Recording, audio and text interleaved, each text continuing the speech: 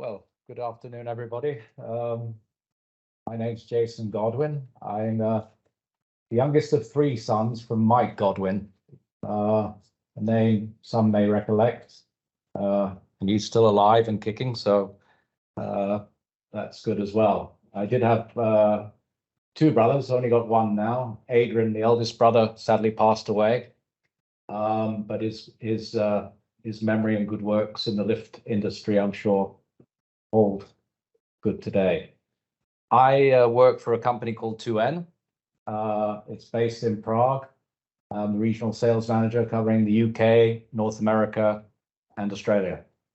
And 2N is owned by Axis Communications of Sweden, which is a very large video surveillance system solutions company, ultimately owned by Canon of Japan as the group.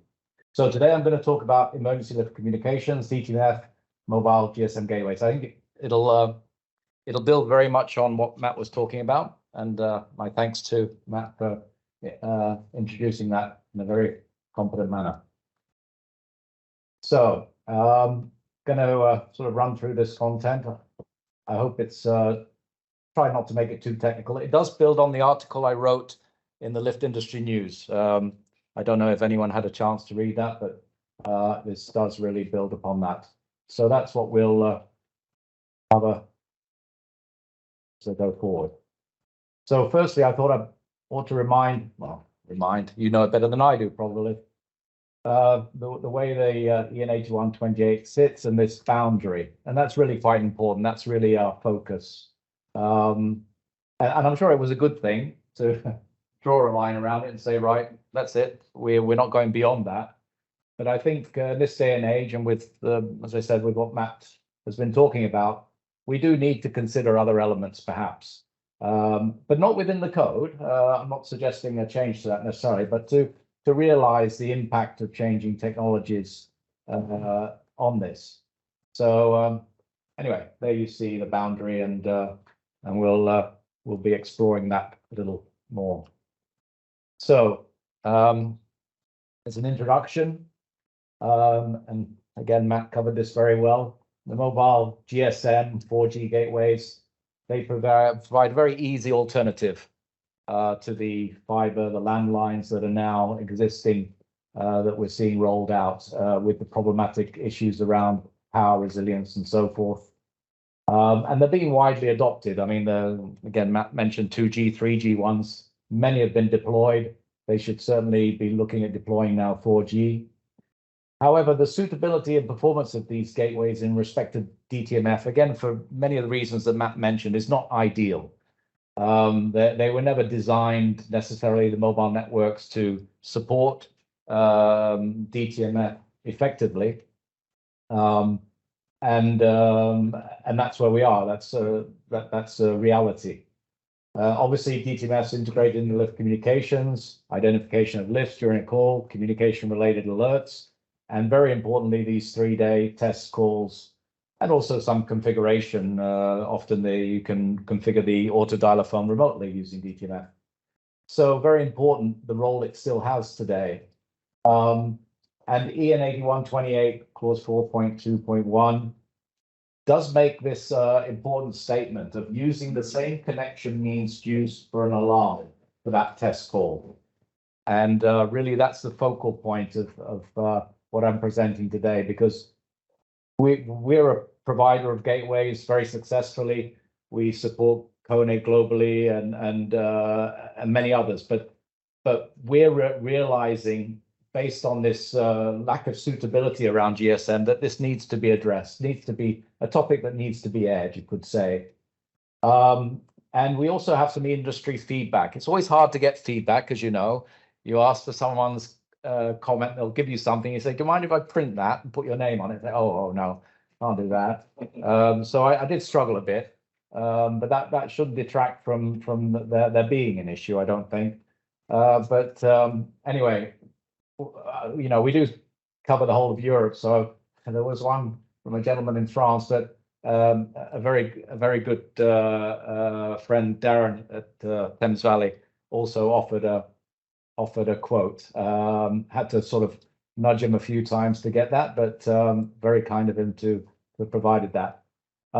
Here on the French side, and I mean, I would expect this to be equally relevant here in the UK. You see a massive 20% of these DTMF calls are impacted by distortion and other problems as they progress through the mobile networks. So it's a real issue potentially for the lift companies, for the industry as a whole. And I would say that our investigation, it tends to certainly reach the peak of problematic sort of repercussions when you hop from network to network. In other words, imagine your 4G or even 2G gateway may be on O2, but your actual call center, response center is on another network, perhaps Sky, Vodafone, BT, or whoever. The way in which DTMF progresses across those networks through what are called media gateways and other routers and things really isn't very friendly to those poor tones. And as Matt indicated, there are some special considerations that are, maybe not faced with fax machines or others. And that can do often with the timing of the signaling of DTMF. It can be very short and easily corrupted or missed. So where are we today? Well, again, Matt covered this. The copper is really no more or very likely to disappear very shortly. And in its place, we're seeing fiber being rolled out, fiber to the premises, fiber to the street cabinets, but essentially fiber. And then, of course, and with all the problems that Matt alluded to, so I'm not really going to go into that, but point you to, of course, this mobile gateways and how that's handled. So you have a trapping, call goes out through the gateway. It's still converted, even if it goes out at voice, it's going to be converted at some point, probably at the base station there, through into the network. So it will be effectively modified in some respect. And then, of course, it goes off and finds its way, again, through whatever operators it may have to connect to, through to the call center. And quite often that's an IP-based call center, and SIP trunking connects it to the network. So that's where we are. And of course, with the magical copper, it was never a problem. There was no conversion needed, no problems or anything like that. But that's where we are today. And with the mobile gateways and their suitability around the DTMF is really the point in question. So key issues, yes, 2G will be switched off 2025. I think there's a bit of a game being played or will be played by the mobile operators to see who switches off first and the other takes advantage of that and maybe grabs some of the share for another couple of years, but who knows? We'll see. But that means no more CS, carrier switched voice from there on. And Matt mentioned the 2G, 3G. That's very much that carrier switched voice. So then it'll be voice over LTE, which is a form of VoIP, and that will remain the only option unless data is somehow utilized. As I mentioned, the calls, the DTMF pass through multiple operators quite frequently. If it was on one network, it probably would reduce the issues. In other words, if the mobile gateway was on EE and the call center was on BT, that might help. But this is not a very resilient manner in which to deal with the DTMF. Voice over LTE, although VoIP requires a voice plan, that's important because although VoLTE, as I just said, is VoIP, you can't actually make a call without having a voice plan. And of course, data requires a data plan. You'll be familiar with from your phone, of course, having a voice plan, data plan, and so forth. Okay, so two very different things in a sense. The plan both would require to be active if both are to be used. So how did we approach this? Well, we recognize the issue with DTMF. And working with, in this case, it was an OEM, I won't name it, but they asked us, look, what about just digitizing the DTMF? The voice can go out normally, that's not a problem. And then send the digitized DTMF through to a server. and then they'll log the test calls and everyone's happy. I can't say how they then reconstructed that DTMF to give a lift ID to the call center, but maybe they did, I don't know, or they relied on caller ID perhaps. But nevertheless, they could log all the test calls here, and they were satisfied with that. Now, you know, you please your customer, they asked for that, and a big customer at that, we said, there you go, good luck. But we mentioned the concern that the connection means for the emergency alarm calls, the voice call, it is of course a voice call, but the DTMF is going out as data, okay? Now, to our mind, that doesn't really conform with the spirit, letter, or intent of the standard and the way in which it's worded, if you were to go back at the slide at the beginning there. So that's our concern, is that they're using potentially two different routes, two different means, and the word means actually is quite important, to achieve this. Yes, the DTMF, when digitized through to the server, works very well, very clearly, but you see the dichotomy in the approach there. So, and I call it proprietary, but you know, this can be replicated by anyone, any company, I'm sure, is capable of creating this solution. So what we try to do is focus on something that's well, certainly not proprietary, something using open technology standards that would match up the voice call with the DTMF string. And since you can't really, well, we've already said the DTMF doesn't work well over the voice, you can then reverse that and say, well, what if we did the voice using data and the DTMF using data? Then you've got that same means for the test calls as for the alarm. And so what we've said is that, yes, digitalize the DTMF, but also digitalize the voice call. And the way to do that is quite a popular protocol known as SIP. It's a VoIP. SIP is a sort of a multimedia protocol. So it's voice, which is VoIP. It'll do video, it'll do messaging, it'll do pretty much everything. And that would allow DTMF to be utilized for many, many years to come. I think it's probably got a shelf life at some point, but nevertheless, you can still have the analog dialer you see here in the car. No need to change that. All the work's done in the gateway. That converts the voice to SIP and the DTMF, and off it goes as data. Okay, and in fact, you could then run a SIM card without a voice plan, so you'd even have a potential cost saving from that. So there's no separation in voice and DTMF.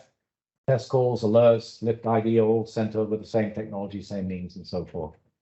So, and I would point to, I'll touch on it in a moment when we get to the recommendations, but just to say about SIP, it may be a new word, it's Session Initiation Protocol, but it's very popular in the way it's been used, is being used today. So, you know, you may well use Microsoft Teams, you may be familiar with these other, Zoom, of course, more maybe North American, but Skype for business. So, you know, it's not something new. It's not something out there on the edge or something that's yet to be proven. It's very well proven, trusted. I like to think of it as creating like a VPN between the 2 points for voice, video, whatever, kind of a secure tunneling of that data. And in this case, DTMF and voice. But with the possibility for video, because you look at other markets like North America and the impact of the ASME 2019 and the need for messaging and video, well, SIP is the perfect thing to deliver that as well. So where do we stand in terms of recommendation? Well, I think there's a real need for the industry, and particularly for CIPSI Lift Group, to look at this in closer detail. Maybe there's a potential for a development draft to be put together and discussed, shared and commented upon. We're not looking to touch the EN 8128. We saw the boundary earlier. This doesn't affect that in any way. But to now air the issues that I've discussed, highlighted today, and SIP being one answer, maybe there are others, but certainly that provides a good alternative to the problems that we face today. And on the European level, I saw that there is a need on the ELA slides I saw recently to support the standardization in the use of VoIP.